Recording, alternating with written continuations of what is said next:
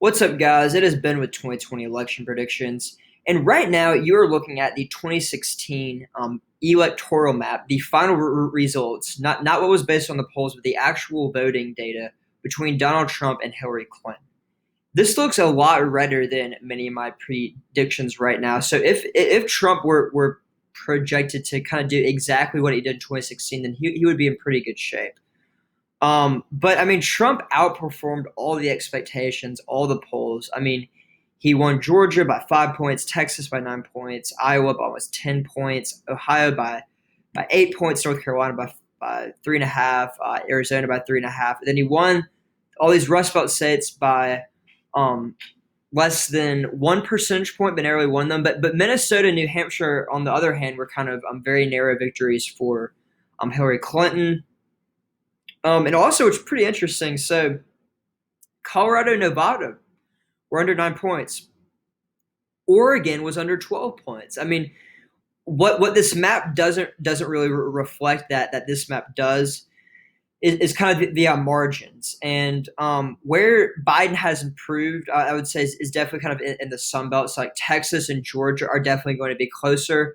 But right now, the Rust Belt states are exactly where they are. So Biden is probably going to outperform Hillary Clinton's popular vote lead, but he's going to run it up in California. He's going to come closer in Texas and in New York.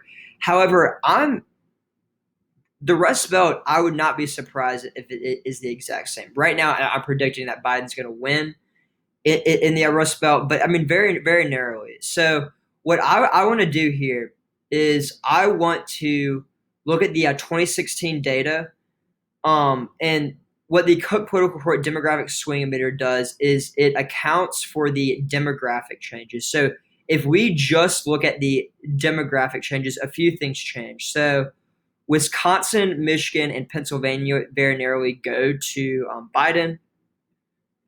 But again, these margins are tiny and a lot smaller than what the models and the polls are saying. And so, I mean, if this is where Biden is right now, then I don't think he can be very sure that he's going to win necessarily. And then Florida very narrowly would go into the Biden column. Arizona would move into the tilt column. Georgia would move into the lean column. And I think that is about it. Texas would still stay here. So this is if the support stays the same. And there might be a couple other things that I missed, like Minnesota would go into the winning Democratic category, but not a ton has changed here. So what we know already, but by the data that's already coming from early voting, is that turnout is going to be at record highs. I predict that turnout's going to be the highest it's ever been since 1908. I mean, we've already had 85 million early votes, which is, I mean, 62% of the total votes cast, and I project that we might see another 85 million people vote on election day. And I predict this number is going to get to about 100 million by election day. And so I think we could see numbers in the 180 million votes or even higher. So I don't know the exact thing, but I'm going to keep the same margins. In my past videos, I kind of adjust these margins.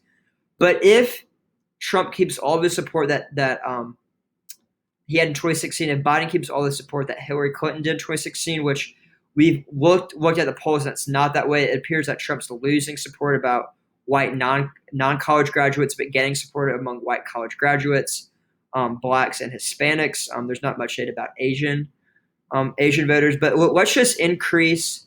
I'm going to increase each group by about 5%, which is about what I think some of the experts are projecting. So if we increase just the white non-college educated voters, we see that these states flip back, which is good for Trump, but we're definitely not over yet.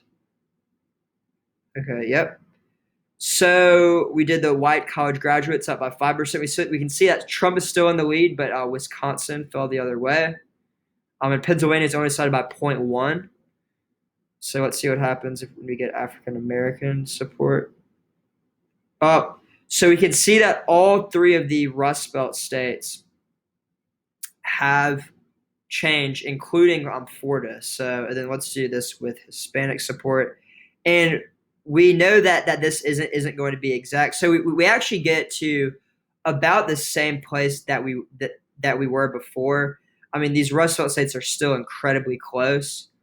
So that was a 5% change, and this is about the same margin that Trump beat Hillary Clinton by. Um, let's assume that each group goes up by 10%. So I'm going to add an extra 5 onto here just to see what happens. So we can see that Pennsylvania and Michigan flip back, but Wisconsin is still there. And we can see that Biden is still up in Florida. So Biden is still up, and if we do all the other controls, then we are going to see similar things. One thing that I want to note right here, so the white college graduates, they're at 77%. I don't think that their voter turnout's necessarily going to get much higher. I think black voters definitely could get a little bit higher. So let's move them up another 10%. Or I think this is right. I want to make sure I'm doing this right. Ooh, okay. So one thing I want to try. Let's say we just have an insane voter turnout, and all the groups average around, let's say 77% to match this. I don't think this is going to happen, but I just want to see what the results would be. Let me get on this exactly.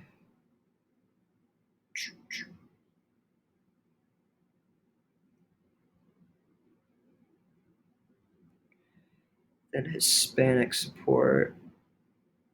So, wow. This is very, very interesting right here because we can see that the election is decided by just 4 electoral votes. And see, what this shows is that in the past, increased voter turnout has helped the Democrats. But looking at it right here, if we have all groups at 77%, let's see if this even matters if I move it. It actually does a little bit, but for the sake of this, let's just put it back here.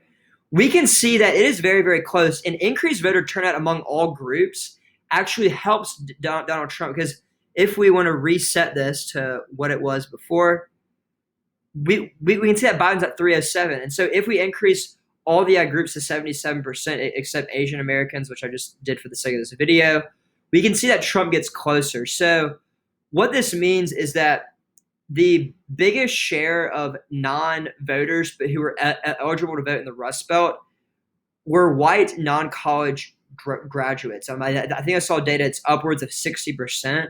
So if Trump can get all these people out to vote, and the Republican ground game has been fairly good, if we see voter turnout just among non-college educated whites go up by just 5%, then Donald Trump recreates his 2016 victory right there. So that's all he needs. So voter turnout among all groups is going to shift up.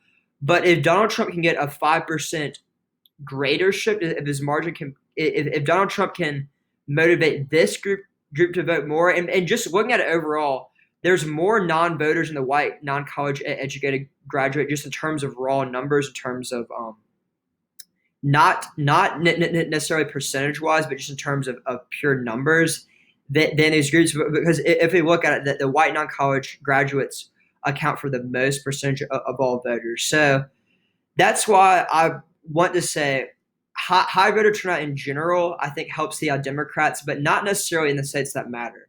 I think that high voter turnout helps the Democrats. It would be in North Carolina, in Florida, maybe in Arizona and Georgia. However, in Pennsylvania, Michigan, and Wisconsin, I think higher voter turnout actually helps Donald Trump.